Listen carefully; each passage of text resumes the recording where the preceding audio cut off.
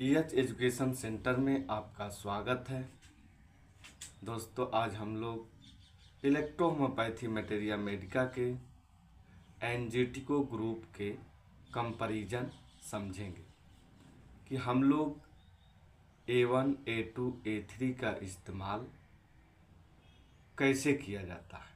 ये काफ़ी समस्या है कि ये सभी मेडिसिन एक ही जगह ब्लड पर काम करती है, और कब A1 दिया जाए, कब A2 दिया जाए और कब A3 का इस्तेमाल किया जाए, ये आज विशेष रूप से इसको हम लोग समझने का कोशिश करेंगे। अगर हम लोग देखें कि एंजेटिको ग्रुप को नर्वस सिस्टम के ऊपर इस्तेमाल कैसे किया जाता है, तो अगर एक्यूट कंडीशन में पैरालिसिस हो तो उस दौरान में A1 का इस्तेमाल किया जाता है। अगर सर दर्द की समस्या हो जो कि भारीपन महसूस हो तो उस दौरान में A2 का इस्तेमाल किया जाता है, और महिलाओं के सर दर्द में A3 का इस्तेमाल किया जाता है। अगर रेस्पिरेटरी सिस्टम पर देखें कि A1, A2, A3 का इस्तेमाल कैसे किया जाता है, तो रेस्पिरेटरी सिस्टम में अगर तुरंत का कोल्ड, कोराइजा, कफ हुआ हो, या अगर खांस रहा है व्यक्ति तो खांसने से लाल रंग का ब्लड अगर आ रहा हो तो उस दौरान में A1 का इस्तेमाल किया जाता है।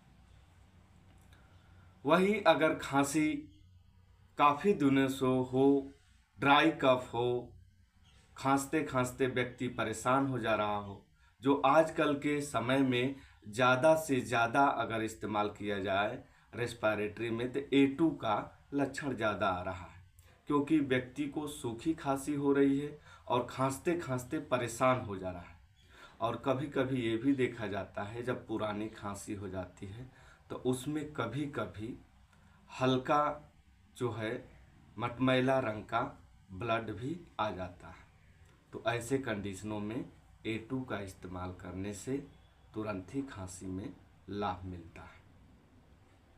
अगर यही खांसी या यही कोल्ड, कोराइजा, कफ एलर्जिक के रूप में बदल जाए, यानी मौसम बदले तो सर्दी हो जाए, स्नीजिंग हो, या अस्थमेटिक कंडीशन हो जो कि अस्थमा हो गया हो, पुरानी खांसी हो जो कि धूल कण मौसम परिवर्तन से ये बार बार अटैक कर रहा हो और ये खांसी पुरानी हो, तो A3 का इस्तेमाल किया जाता है।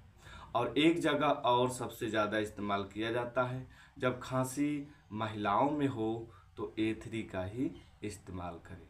अगर खांसी बच्चों में हो तो ज़्यादा से ज़्यादा A3 का ही इस्तेमाल करें, आपको निश्चित ही लाभ मिलेगा।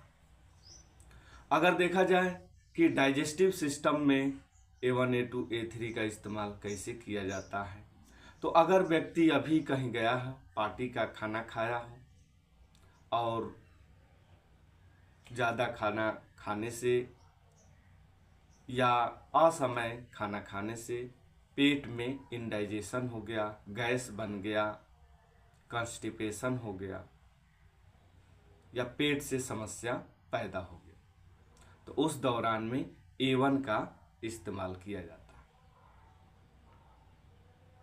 यही अगर डाइजेशन की समस्या स्लो हो, यानी ये समस्या काफ़ी दिनों से बनी हुई हो, जो कुछ भी खाता हो वह आसानी से पचता नहीं है, गैस बनता है, इंडाइजेशन की समस्या है, भूख नहीं लगती है, और ये पुरानी समस्या में आ रही है, तो इस कंडीशन में A2 का इस्तेमाल किया जाता है। खास तौर से ये देखा जाता है जब खाना खा लेता है तो पेट भारी हो जाता है, तो इस पेट भारी होने के कंडीशन में A2 का इस्तेमाल किया जाता है। तो A3 का इस्तेमाल कहाँ करेंगे, तो A3 का इस्तेमाल वैसे बच्चे जो खाना तो खाते हैं बहुत, लेकिन उनका शरीर लगता नहीं है, तो उस दौरान में A3 का इस्तेमाल किया जाता है। या ये देखा जाता है कि जो व्यक्ति घी खाता है, तेल खाता है, ज़्यादा मात्रा में फैटी फूड खाता है और वह डाइजेस्ट नहीं कर पाता है, तो ऐसे कंडीशन में डाइजेशन की समस्या होती है, तो A3 का इस्तेमाल किया जाता है। और महिलाओं में डाइजेशन की समस्या होती है, तो A3 का ही इस्तेमाल किया जाता है। आपको निश्चित ही लाभ मिलेगा और इस A1, A2, A3 को समझने में भी आसानी हो रही होगी। रिप्रोडक्टिव सिस्टम में A1, A2, A3 का इस्तेमाल कैसे किया जाता है? तो रिप्रोडक्टिव सिस्टम में अगर देखा जाए तो पुरुष में अगर पेनिस में कोल्डनेस आ जाता है या पेनिस में शिथिलता आ जाती है, वहाँ सर्कुलेशन प्रॉपर रूप से नहीं हो पाता है, तो A1 का इस्तेमाल किया जाता है। अगर व्यक्ति के शरीर में कहीं पर कलेक्शन हो रहा हो, जैसे सिस्ट बनता है, ट्यूमर बनता है, पेल्विक इन्फ्लामेशन डिजीज PID होता है, या हाइड्रोसिल में पानी कलेक्ट होता है, तो कहीं भी कलेक्शन हो और वहाँ पर भारीपन महसूस होता है, तो ऐसे जगहों पर A2 का, यानी ऐसे खास तौर से रिप्रोडक्टिव सिस्टम में देखा जाता है, तो ऐसे कंडीशनों में A2 का इस्तेमाल किया जाता है। जो कि आजकल महिलाओं की समस्या में सिस्ट फाइब्राइड ज़्यादा होता है, उसमें A2 ही मुख्य रूप से काम करता है। अगर A3 का देखा जाए तो A3 को महिलाओं के मेंसेज डिसऑर्डर, यानी महिलाओं के मेंसेज से रिलेटेड अगर कोई समस्या आ रहा हो, कभी हैवी मेंसेज हो रहा हो, कभी मेंसेज डिले कर जा रहा हो, तो इस कंडीशन में A3 का ही इस्तेमाल किया जाता है। अगर कुछ डिजीज के बारे में देखें कि कुछ डिजीज को इस्तेमाल करने के लिए बहुत से तरीके हैं, उसमें से मैं सिस्टम वाइज बताया। अब कुछ डिजीज के बारे में अगर बताएं तो जैसे ब्लीडिंग के कंडीशन, खास तौर से एंजिटिको ग्रुप ब्लड के लिए ही बनाया गया है, तो ब्लड में कोई भी खराबी हो तो A1, A2 और A3 का ही इस्तेमाल किया जाता है। लेकिन कब किसको इस्तेमाल किया जाए, यही समझने की बात है। अगर एक्यूट कंडीशन में इंजरी हुई हो, चोट लगा हो और उसमें से ब्लड आ रहा हो, तो उस कंडीशन में A1 का ही इस्तेमाल किया जाता है, फौरन ही लाभ मिलेगा।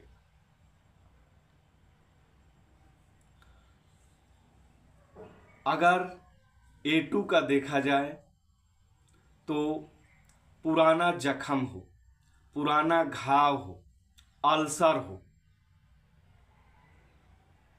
इसमें से अगर ब्लीडिंग हो रही हो, पाइल्स हो, तो ऐसे कंडीशन में A2 का ही इस्तेमाल किया जाता है।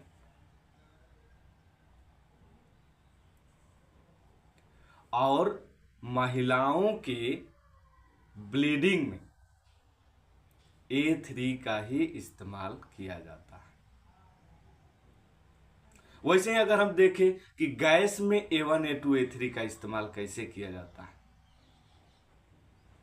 तो अगर ये गैस जब बनेगा खाली पेट में बनता है, खास तौर से देखे होंगे बहुत से लोगों को कि खाली जब खाना खाने का समय ज़्यादा हो जाता है और पेट खाली ज़्यादा देर तक रह जाता है, उस समय गैस बनता है। तो अगर गैस कभी कभी बन जाता हो तो A1 का इस्तेमाल करने से तुरंत ही लाभ मिल जाता है, ठीक हो जाता है।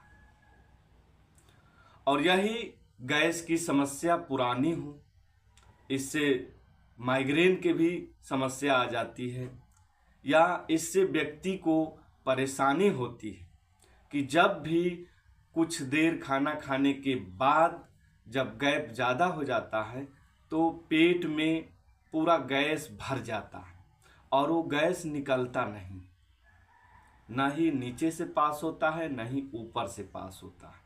तो इस कंडीशन में व्यक्ति का जो है मन विचलित हो जाता है, और ये बहुत दिनों से बन रहा हो, ये समस्या और कोई रोग लेने का कारण बन गया हो, तो उस दौरान में A3 का ही इस्तेमाल किया जाता है। इस खाली पेट में देखा जाता है कि हार्ट के ऊपर भी प्रेशर डालता है। हालांकि हार्ट का कोई डिजीज नहीं होता है, लेकिन ये गैस बनने की वजह से हार्ट पर समस्या आती है। तो बहुत सारे लोग हार्ट के पेशेंट समझ जाते हैं, जबकि ऐसा नहीं होता है। A2 का इस्तेमाल करने से कुछ ही दिनों में ये गैस बनने की समस्या दूर हो जाएगी, तो फिर आपको वो समस्या भी दूर हो जाएगी। वहीं अगर A3 का इस्तेमाल देखा जाए तो A3 में अगर खाली पेट में गैस महिलाओं का बन रहा है और उससे कोई समस्या हो रही है, तो A3 का इस्तेमाल महिलाओं में ज़्यादा से ज़्यादा इस्तेमाल किया जाता है। अगर एनजेटिको ग्रुप को हम लोग न्यूट्रिशन के रूप में देना चाहें तो कैसे देंगे? तो एनजेटिको ग्रुप को अगर न्यूट्रिशन के रूप में देना है, तो अगर A1 को देना है तो खास तौर से अगर कोई पुरुष कमज़ोर है या कोई पुरुष में किसी तरह का कोई विटामिन्स न्यूट्रिशन की विटामिन मिनरल्स की कोई कमी है, तो उसमें A1 का इस्तेमाल किया जाता है। A1 को D3 में इस्तेमाल करें। अगर कोई व्यक्ति पुरानी रोगों से, हाँ देखिए, जैसे A1 का एक जगह और इस्तेमाल करते हैं, जैसे अभी बुखार हुआ व्यक्ति को, तो अक्सर क्या होता है 2-3 दिन बुखार रहता है। उस बुखार के कंडीशन में क्या होता है कि व्यक्ति में कमजोरी अनुभव महसूस होने लगती है। तो उस दौरान में अगर A1 का इस्तेमाल करेंगे तो फौरन ही एनर्जी हमारे में आ जाती है और ये समस्या दूर हो जाती है। अगर A2 का देखें तो बहुत लंबी बीमारी से ग्रसित हो रहा, जैसे टीबी के मरीज हो, अस्थमा के मरीज हो, कोई ऐसा बीमारी हो जो सालों महीनों से चला आ रहा और वह बाद में कुछ दिनों के बाद अगर ठीक हो जाता हो या ठीक नहीं भी होता हो, अगर उसमें कमजोरी अनुभव होती है, हमें न्यूट्रिशन की ज़रूरत होती है, तो A2 का इस्तेमाल किया जाता है। यहाँ तक कि अपना ही शरीर अपने को भारी लगने लगता है, कोई अंग भी भारी लगने लगता है, तो उस दौरान में A2 का इस्तेमाल किया जाता है। वहीं अगर A3 का इस्तेमाल किया जाए तो ये खास तौर से बच्चों में और महिलाओं में न्यूट्रिशन की कमी हो, जैसे आयरन की कमी हो जाती है, ये किसी का RBC नहीं बनता है, एनीमिया हो जाता है, खून नहीं बनता है, चाहे बच्चा हो या महिला हो, तो उसमें ये A3 का इस्तेमाल करने से उनकी सारी न्यूट्रिशन को दूर कर देती है। तो इस तरीके से हम लोग एनजेटिको ग्रुप को समझ करके अगर इस्तेमाल करेंगे तो निश्चित ही लाभ मिलेगा। ये A1, A2, A3 प्रैक्टिकली चलाने का ये तरीका है। अगर देखा जाए, बहुत लोग पूछते हैं कि आप कहाँ से, ये किस बुक में लिखा हुआ है, तो ऐसा है, आज के इलेक्ट्रोहोम्योपैथी की पूरी जितनी बुक है सारा पढ़ लीजिए, एक भी मेडिसिन आप उससे नहीं दे सकते हैं। ये सिर्फ सीखने का आज का एक ही तरीका है, एक ही फार्मूला है। अभी इलेक्ट्रोहोम्योपैथ में गुरु परंपरा चली आ रही है, यानी हम भी किसी गुरु से सीखे हैं और उनके सानिध्य में रहकर, उनके शरण में रह करके, ऑनलाइन के माध्यम से या ऑफलाइन के माध्यम से, कोई भी माध्यम जो भी हो, आप अपने गुरु से संपर्क में रह करके ये सारी बातों को सीख सकते हैं। किसी भी कोई भी इलेक्ट्रोहोम्योपैथ अगर कमज़ोर हो तो वह कोई भी गुरु को पकड़ ले। कोई ज़रूरी नहीं है कि एक बार अगर किसी गुरु के पास गए तो वो आपको सही गुरु मिल जाए और आप पूरा सीख ले। हम भी 3-4 गुरुओं को बदले हैं और हमारे जो गुरु हैं वो 11 गुरुओं को बदले हैं, तब जा कर के उनको सही गुरु मिले और वो सीखे। तो वैसे ही आपको भी एक गुरु के शरण में रह करके सीख ले, आज के समय में इम्पॉसिबल है।